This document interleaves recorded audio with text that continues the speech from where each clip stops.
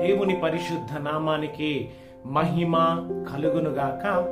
ఈ రోజున దేవుడు మనల్ని ప్రేమించి మనకు అనుగ్రహిస్తూ ఉన్న వాగ్దానము యెషయా పుస్తకము 41వ అధ్యాయము 10వ వాక్యము. నీతి అను దక్షిణ హస్తముతో నేను నిన్ను ఆదుకుందును. ఆమెన్. మరి ఈ రోజున నీకున్న జీవితాన్ని బట్టి నీవు భయపడుతూ ఉన్నావా? నీవు దిగులు పడుతూ ఉన్నావా? అయితే దేవాది దేవుడు నీకు తోడై నీతోనే మాట్లాడుతూ ఉన్నాడు. తన యొక్క దక్షిణ హస్తముతో నిన్ను ఆదుకుంటాను అని.